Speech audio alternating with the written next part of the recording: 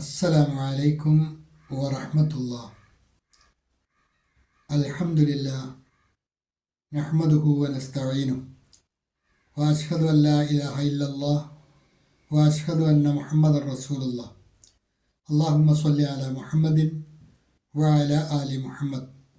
أوصيكم بتقوى الله. اتقوا الله حق تقاته ولا تموتن إلا وأنتم مسلمون. عن جابر بن عبد الله رضي الله عنه عن النبي صلى الله عليه وسلم قال: إذا قامت الساعة وفي يد أحدكم فصيلة فإن استطاع أن يغرسها فليغرسها. رواه أحمد. هذا حديث صحيح. അൽ ബസീറ ഖുർആൻ പഠനവേദിയിലെ പ്രിയ പഠിതാക്കളെ, ഈ ആഴ്ചയിലെ ഹദീസ് ക്ലാസ്സിൽ നമുക്ക് പഠിക്കുവാനുള്ളത് ഒരു സത്വവിശ്വാസിയുടെ ജീവിതം എത്ര പ്രതീക്ഷാനിർഭരമായിരിക്കണം എന്നതിനെക്കുറിച്ച് അല്ലാഹുവിൻ്റെ റസൂൽ സല്ലല്ലാഹു അലൈഹി വസല്ലം പഠിപ്പിക്കുന്ന ഒരു മഹത്തായ കർമ്മത്തെക്കുറിച്ചുള്ള അധ്യാപനമാണ്. ജാബിർ റളിയല്ലാഹു അൻഹു, ജാബിർ ബിൻ അബ്ദുള്ള പ്രമുഖ സഹാബിവര്യനാണ്. അദ്ദേഹമാണ് നബി സല്ലല്ലാഹു അലൈഹി വസല്ലമയിൽ നിന്നും ഈ ഹദീസ് ഉദ്ധരിക്കുന്നത്.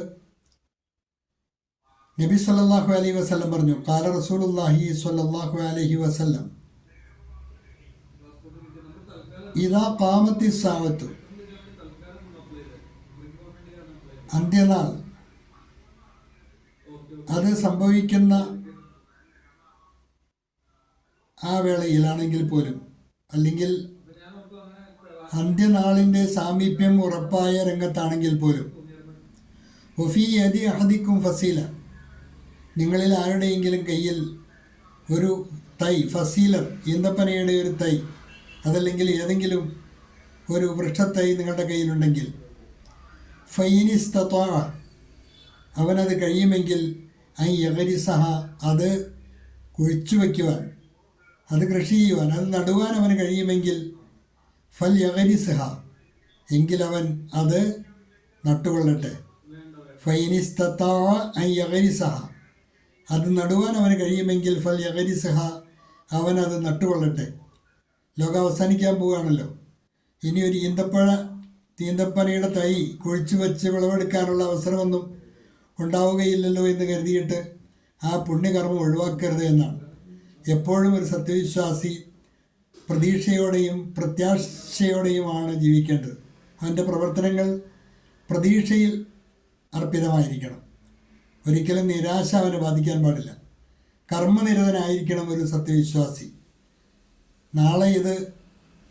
നാളെ ഇതിന് ഭാവി ഉണ്ടാവുകയില്ല എന്നുള്ള കാര്യം ഓർത്ത് ഒരു കാര്യം ചെയ്യാതിരിക്കരുത്. ഏത് സൽക്കർമ്മത്തിനും അതിൻ്റേതായ വിലയുണ്ട്. പ്രതീക്ഷയോടുകൂടി നാളേക്ക് വേണ്ടിയുള്ള തയ്യാറെടുപ്പുകൾ നടത്തേണ്ടവനാണ് സത്യവിശ്വാസി. ആ കാര്യമാണ് ഈ ഹദീസിൽ കൂടി റസൂലുള്ളാഹി സ്വല്ലല്ലാഹു അലൈഹി വസല്ലം പഠിപ്പിക്കുന്നത്. അതിൻ്റെ മത്തന്, ഹദീസിൻ്റെ മത്തന് ഒരിക്കൽ കൂടി ശ്രദ്ധിക്കുക.